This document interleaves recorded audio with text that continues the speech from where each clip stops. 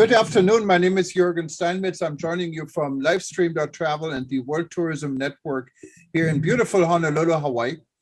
And with me today is actually the Minister of Tourism, the Honorable Minister of Tourism from Ecuador. And this is the Honorable Minister of Tourism, Niels Olsen. And you also see, of course, my partner, our president for World Tourism Network, Dr. Peter Tarlow. He's also joining us from Guayaquil, and he will introduce the rest of his guests in Ecuador in just a minute. From my end, I wanted to say hello to everybody who is watching us now live or is here on our Zoom event. If you still wanted to join us on Zoom, you can go to worldtourismevents.com, worldtourismevents.com, and you see this listed right as the second event right now. I wanted to introduce some known participants we see here all the time. Mudi Astudi from Indonesia. It must be very early for you. Thanks for joining us. And also Hakim Ali from Bangladesh. He has been on many of our events before. Anyways, we're going to start in just a minute here. We're waiting actually for the Honorable Minister to connect, and we're going to give the microphone to Peter. Those that are joining us on Facebook, on eTurbo News, you can see us on any page. Just stay tuned. We're going to start our discussion. Or if you miss any of this part, you can always go back and click on archive on World Tourism Network or on eTurbo News and go to our YouTube channel, and you'll be able to watch this after the event. Without further delay, I'm going to give the microphone to Dr. Peter Tarlow, who's today not joining us from Texas, but from Guayaquil in beautiful Ecuador. Welcome, Peter. Yeah. First of all, good evening to everyone. Actually, I'm with my colleague over here in Ecuador, Patricio Tamariz. The minister will be joining us second. We're not in Guayaquil. We're right now in Bahia, which is a beautiful resort town in Ecuador. As a matter of fact, you can hear the ocean behind us. We're live right on the ocean. So this is really exciting. Just one rule, when the minister will be interviewing him, if you have any questions, please write the questions, and Thomas Steinmetz will then be able to read the questions as we get them. But we will not be taking oral questions, only written questions this time. This is a real pleasure for me to be here. It's an absolutely beautiful country. And if you've never visited Ecuador, please do. And if you've ever wanted to be both in the northern and southern hemisphere, this is the place to do it.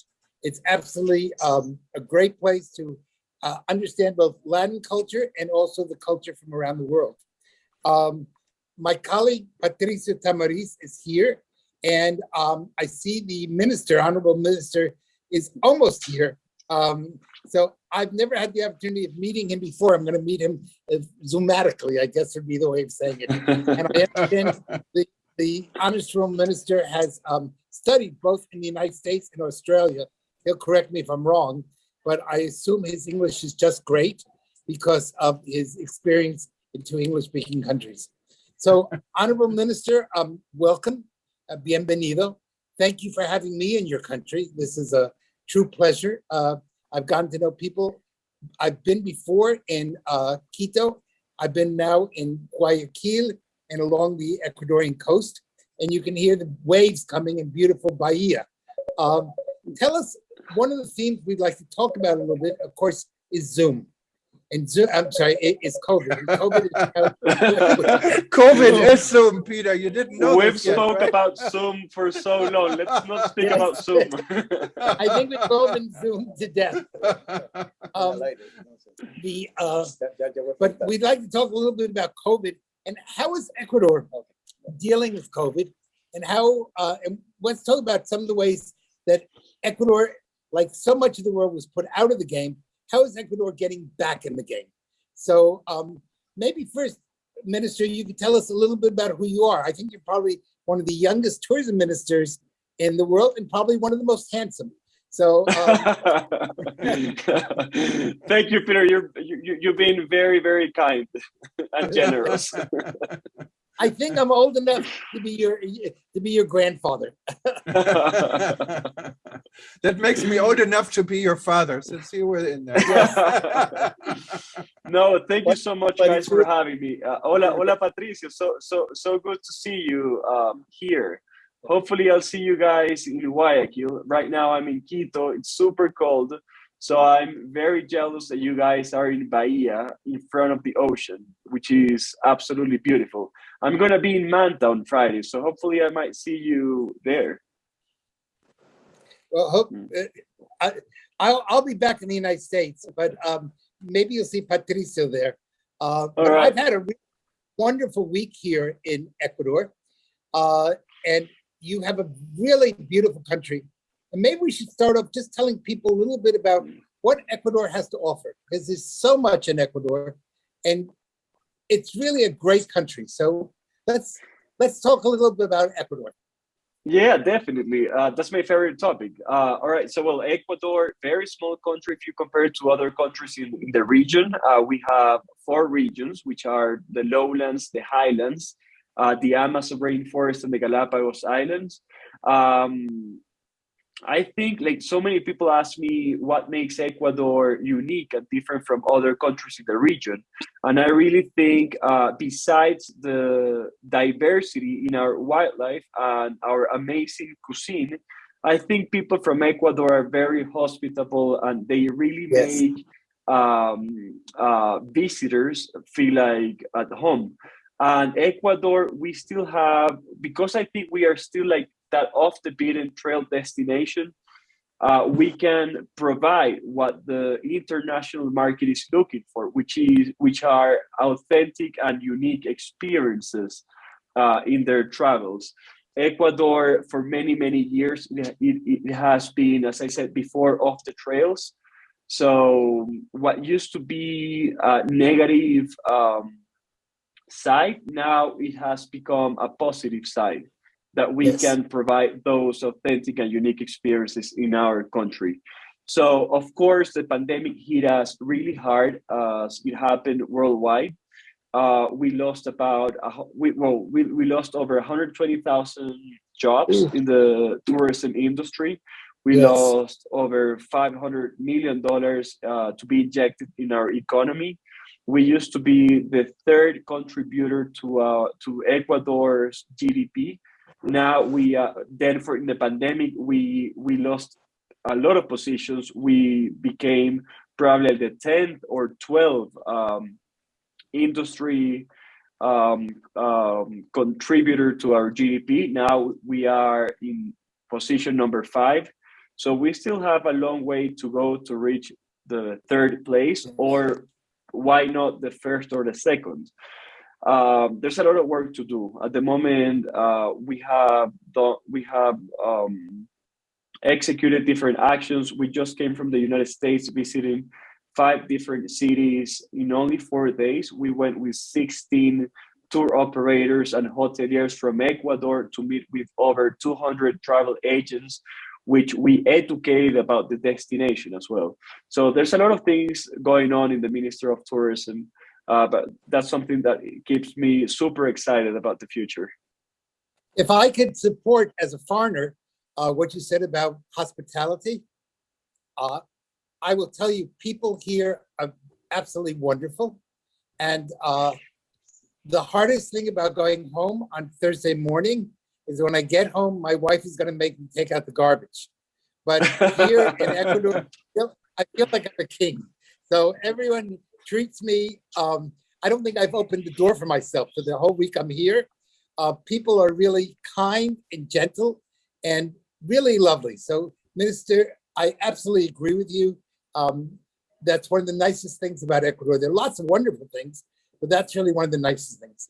And Peter, you are in Manabí. I think Manabí has the best cuisine in Ecuador. Yes.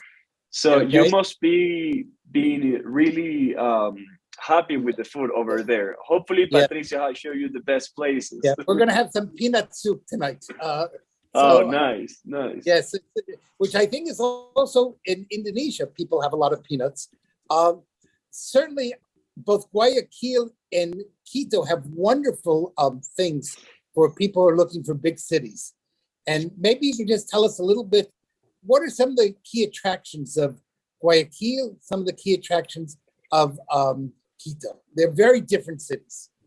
Yeah, of course. So very different cities, and I think that's the magic of Ecuador because wherever you go, you'll find a different culture. You'll find different cuisine. You'll find different architecture. But in every city, you'll find very hospitable people, which is amazing.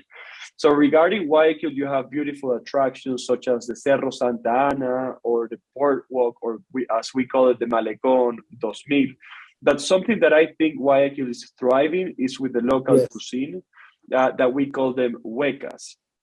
There's a new street called Calle Panama, which is full of amazing young chefs who are showcasing their cuisine in amazing ways. And it's more of a street food, whereas in Quito, you have, of course, the Catedral, so many beautiful places, but then the cuisine, it's a different type of cuisine. It's more kind of contemporary. You have a little bit of fine dining, but it's a complete different vibe that you find in Guayaquil. And then you have Cuenca, which is it's one of the most beautiful cities all over Latin America as well. Again, a complete different architecture. People are so friendly in Cuenca. Food is amazing. They have a thriving hospitality scene with new restaurants opening every month. You have new hotels opening as well. So I think they're doing an amazing job as well. So, Mr. Minister, what you're telling us, before we come to Ecuador, we should go on a diet and lose 5 or 6 pounds, so that when we come here, we can gain the 5 pounds back. Or you can go on a diet after your trip to Ecuador. Maybe both. or maybe you have to do both. Yeah, I mean, there are many trendy places. I've been only to Quito, so I'm not an expert on Ecuador, but I remember when I was in Quito, there's so many trendy places. You probably know, I stayed at the JW Marriott, and you just walk around and you have so many different restaurants and places to go. And it's the old town is just absolutely amazing. The center of the town in Quito, like no other capital I've ever seen, has so much history and so much culture. It's really an amazing place. And what is really for Americans is a great thing. You don't have to change your money because it's all US dollars, right? Exactly. And you have for the States, which is our priority market at the moment. So we have direct flights with New York, Atlanta, Houston, Miami, Fort Lauderdale. And now we are hearing from some of the meetings that we're having with different airlines, the possibility of connecting the West Coast of the United States with Ecuador, which that's going to be amazing news in the future. We're crossing fingers. We create the demand for this to happen in sometime in 2022. That's really wonderful. Good news. So let's go back a little bit to COVID. I know that COVID hurt Ecuador as it hurt much of the world. What is Ecuador doing? People have been telling me, but it's better to hear from you. How is Ecuador working to recover? What is Ecuador doing to make sure that people are safe? Can people come here and not worry about COVID? What's the situation when it comes to it? Unfortunately, it's the #1 topic around the world. Yeah, no, that's fine. So we have really amazing news about our vaccination program in Ecuador. So in December, so this month, we're going to have over 85% of the population of Ecuador vaccinated with at least 2 doses. So that's amazing news. Our numbers, vaccination numbers are doing amazing. We were one of the first countries in the region, in Central and South America, to have the whole tourism industry vaccinated. So people who work in the hospitality industry are already vaccinated. I think the government has done an amazing job controlling the pandemic. We have set a great example worldwide, and I think it's safe to say that Ecuador is again, a very safe destination to visit because of the vaccination numbers that we have, which are, just to give you an example, are better than the numbers in the United States at the moment. And Far when I better. say 85%, that's from kids 5 years and old and above or older. Wow. So Wow. so yeah. Yeah, well, I certainly have been walking around lots of cities here in Ecuador, and I've had no fear of that. And people are very careful. One of the things I'm really surprised, and I say this as a compliment, is people are very serious about. You see people really take the rules very, very seriously, and very few people break the rules. And that's really a big compliment to Ecuador. Yeah, that is true, Peter. If you go to a shopping center, if you just walk down the street, people are wearing their masks. Whereas in other countries, people sometimes outside, when they are outside, they're not wearing their mask. Just to give you an example, so people are taking the biosafety protocols very, very seriously, but this doesn't create a negative experience, just a safe experience to visitors coming to Ecuador. And then we have done other actions such as we just about a month ago, we handed in 5 articles in the Ley de Desarrollo Económico that we presented to the Congress, which gave very good incentives to the tourism industry. Which I'm just not gonna share this with you because I might bore you, but that's very good for the private sector in Ecuador.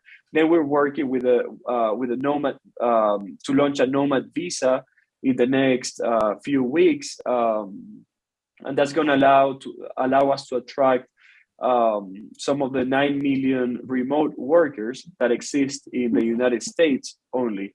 So they can be working from Ecuador with a salary paid by their American company, and they're going to be injecting their money to our local economy. That's really great news to hear. And yes, you're absolutely right. I was recently, I went to buy a guayabera because I was in Guayaquil, and everyone told me, if you're in Guayaquil, you have to buy a guayabera.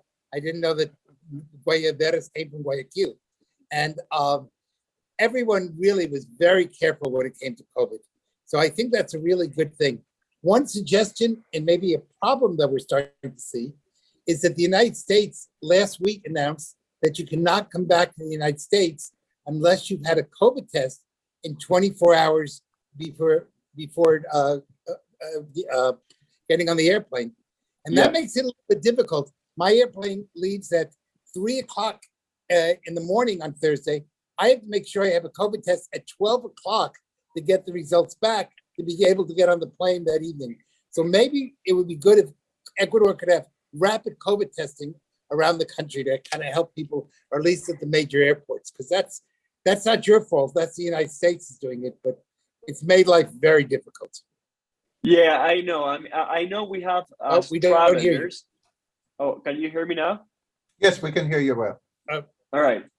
I don't know if this is me or... So yes, travelers, I think if we want to keep traveling, we definitely have to make some compromises at the moment. And we're still figuring out how to get along this pandemic. So yeah, it's a drawback for sure. But as I said before, there's some of the compromises that we need to make so we continue traveling.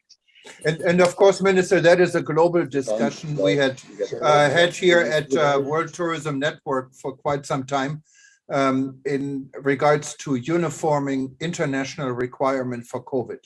And I mean, from what I can see, very little has been done. World Tourism Organization has lost leadership on this, not coordinating with the World Health Organization and many others.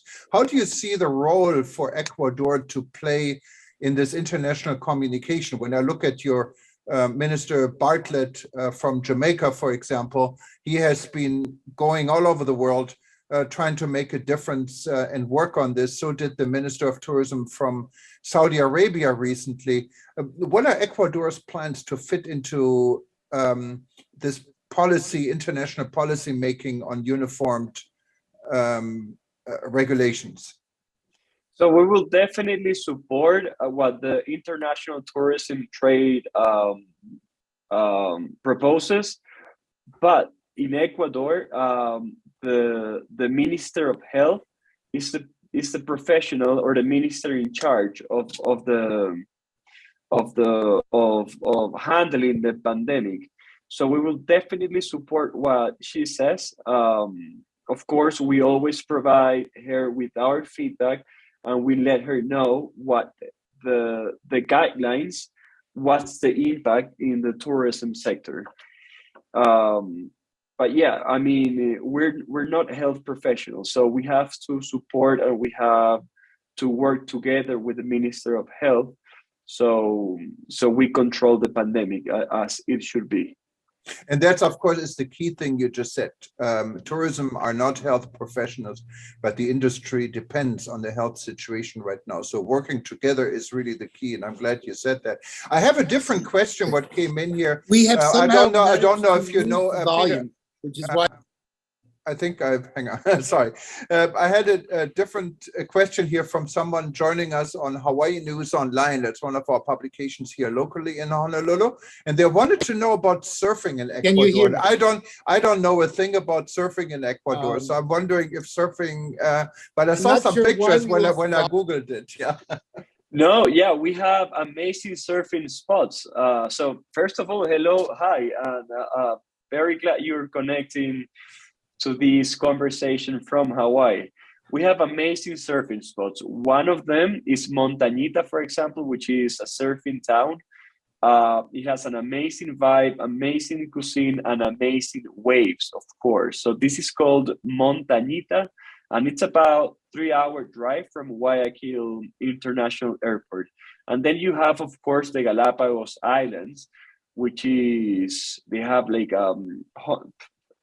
dozens of surfing spots with amazing waves combined with the wildlife. So definitely, if you want to come surfing to Ecuador, definitely come visit us. Wow. Okay, that's good to hear. And I mean, Ecuador is a very different space. How long would you recommend someone should calculate to visit Ecuador for? And what would be a good combination? Because you have the city, you have Galapagos, and now you said you had surfing. So what would be like a standard plan for a traveler to explore Ecuador? Well, the correct time, the correct suggestion that I can give you is basically stay as much as you can. Right. Sorry, I can hear an echo for some reason. Just I think it may be, I muted Peter because it looks like he has some problems. So sorry about that. No worries. So I just want to make clear for everyone joining this conversation, that's an issue with Peter's phone, not Ecuador's connectivity. We have amazing connectivity. We have a new computer. We don't know what happened here. Peter, I'm sorry. Sorry. Okay, I have to mute him again. No, you cannot shut this guy up. Because I'm trying to sell the Nomad visa to international travelers, and one of the competitive advantages that we have in Ecuador is the connectivity. So I just want to make sure everyone knows that the connectivity in Ecuador is very good. Anyway, going back to your question, Jürgen, can you? I'm so sorry, I forgot what you asked. Yeah, no. I said, what would be a standard package? How long would someone wanted to stay in Ecuador to explore? So, as I responded before, as much time as you can. Ecuador, although it's a very small country, many people think of Ecuador as Latin America in a nutshell, because we have the Amazon rainforest, the Galapagos Islands, which are completely unique destination that you cannot find anywhere in the world. Then you have the beautiful highlands with the volcanoes, the historic farms, the historic town with the cathedrals and the architecture, and then Guayaquil, which is a very upbeat city, the commercial city of Ecuador, and with the street food and the huecas. So it's a tough question because then you have the lowlands, you have the beaches as well, which are absolutely beautiful, as Montañita, surfing town. Then you have Bahia, where Patricio and Steve are at the moment. Canoa, so many beautiful places. It would be Ecuador deserves at least 10 days, at least. But of course, if you can stay for a long, I would always recommend visitors to stay for a longer period of time and really dive in the destination. No, I see that our friend Patricio Tamaris is here. He's another Ecuadorian, and maybe he'd like to ask a question to the minister. That would be really nice. Well, first of all, I've done it already. I've congratulated Niels. Niels is a person with so much energy. He's doing in the first couple of months since May. I think there's been the actions that he has done has been more than the last 4 years that a minister did.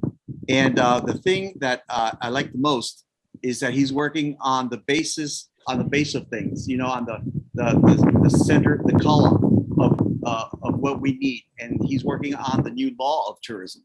And that law of tourism is going to be really, really, I think, something that'll take us to another level. Niels, talk a little bit about that, and un abrazo, mano.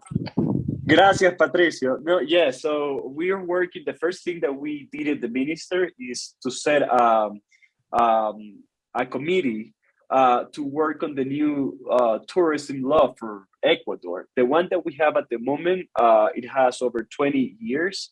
So it's not contemporary. It doesn't respond to Ecuador's reality and to the industry at the moment. So one of the things that excites me the most is to be able to build a new entity out of this law, which is going to be something called Promo Ecuador, which is going to be the entity that is going to be in charge of promoting Ecuador in our key markets. There's this budget that the Ecuadorian government has that comes from the international air tickets that at the moment we're not getting in the Minister of Tourism because the law doesn't allow this to happen. So we're crossing fingers that once this law passes in Congress, we're going to be able to do this and finally have the budget that our minister, our industry deserves. That's really good news. And I think that people from around the world, this is my 4th or 5th time to Ecuador. So I can tell people that if Ecuador can really promote itself, I would kind of disagree with the minister. I don't think you can do it in 10 days. I think if you really want to see Ecuador, you need to come for at least 3 weeks.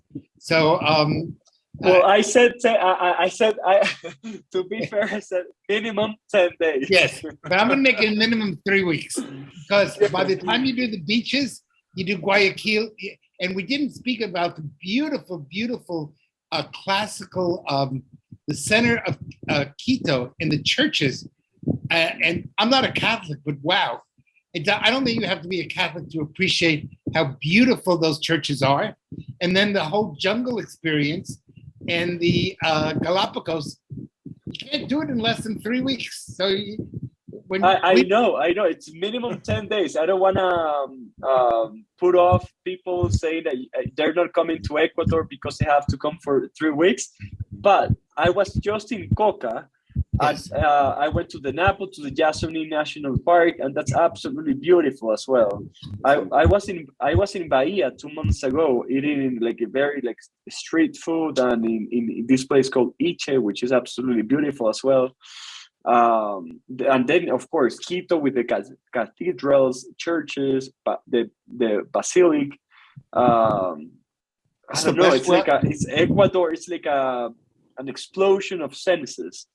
Yes, I think that's a fair. Taste, with your view, everything. Like you have so many different impulsos. I don't know how to say it in English.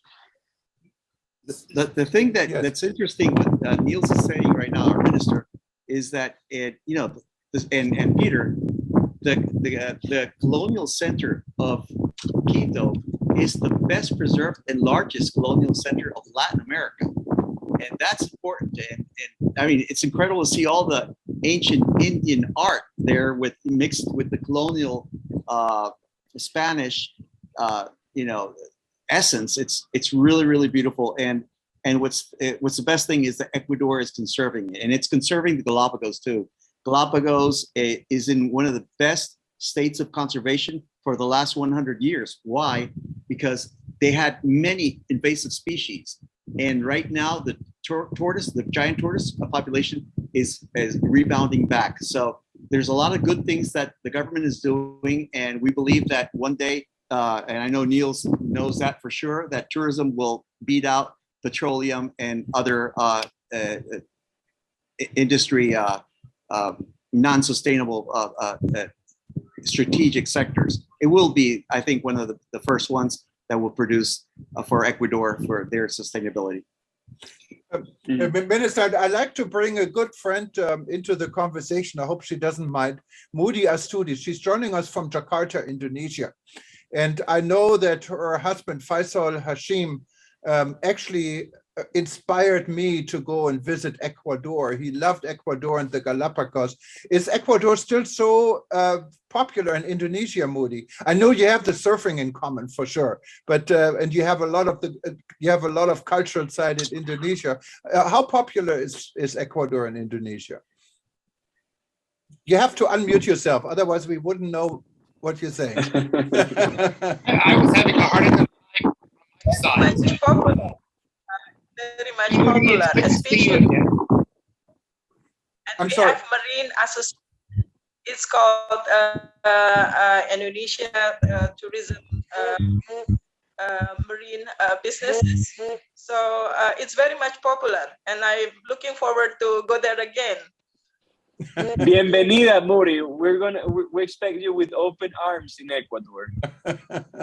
No, it's really a wonderful place to visit when you go to Galapagos. And I know I'm looking at the clock here. I mean, we would like to talk to you forever, but I was told you only have 20 minutes. So you just cut me off, and if you don't want to. Yeah, no, I'm so sorry. Like, I'm having so much fun speaking to you guys, but I have to go out for a dinner.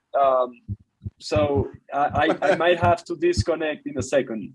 No, not a problem. But if you do, and I have to tell you, it's been really wonderful to have you here on eTurbo News and our World Tourism Network.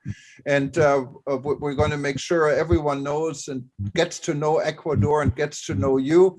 And if I would have known you're not wearing a suit and a tie, this is the very first time Peter talked me into wearing a suit and a tie. I'm sweating. Oh, I'm so sorry, guys. I'm so sorry. And he said, you're talking to the minister and you got to dress up. So I did this just for you. I'm so sorry they made you dress up for me. Please don't do that. Don't feel guilty now. And I just realized Patricio and Steve, they are also dressed up. Thank you so much, guys. I'm honored. And But actually, jeans and a t-shirt, that's perfectly fine. all right, it's good for Jürgen once in a while to get dressed up. So I'm the old guy who makes him do that. Well, you're probably wearing shorts underneath the camera. No, but we are right on the beach. You can hear the waves coming onto the beach. Mr. Minister, thank you for having me in your country. And I'm looking forward to the next time I come back. I've been having meetings across Ecuador with various parts along the beach here and the various communities in this part of the country on how we can make tourism even better. And as you know, I work in the world of tourism around the world. And one of the things we're working with is major cities in Ecuador of making these cities some of the safest cities in the world. So I hope one of these days I'll get to see you, not on Zoom, but in real life. And that I'll be able to without a suit. That is true. I promise. I promise. I'll be in jeans and a t-shirt. Great. No, thank you so much, you guys, for having me. And Steve, Ecuador is your home. So if there's anything we can do for you, please let us know. Patrice is a very good friend of mine. And I'm super thankful with you, Jürgen, for inviting me to this conversation. It's been such a pleasure to share with what we are doing in Ecuador. So thank you very much for the platform, and I look forward to meeting you in person very, very soon here in Ecuador. Mil Thank you. gracias. Thank you. Muchas gracias, Minister, and muchas Thank you. gracias for all the time you spent with us. And we can do this anytime you're ready. Just let us know. Have a Thank good you so evening. much. And Have for You a too. Buenas noches. Buenas Buenas noches. noches, cambiaste. Ciao. And for everyone else who's watching us and want to watch this again, simply join us on our YouTube or go to eTurbo News anytime in the next 24 hours or even 48 hours till Friday. And we're going to repeat this session again and again so you can get a little bit more, become a little bit more hungry to actually visit Ecuador. Also, for those that wanted to know more about Hawaii, our home here, we have a session on Friday live with experts about the future of the travel and tourism industry right here in the Aloha State. So if you want to join this one, just go to worldtourismevents.com. You can sign up and also be part of the live audience. For everyone else, and I hope you enjoyed the session. And if you're not a member yet of the World Tourism Network, please become a member. There's a lot more we can do and will do. We're also going to welcome you to our various WhatsApp groups to get involved. Just go to WTN.travel and click on join, WTN.travel. And you can be part of the World Tourism Network. But here from Hawaii, I can only say aloha, muchas gracias to Ecuador. And Peter, you have a good trip home when you go, but enjoy your dinner tonight. And yes, I will be.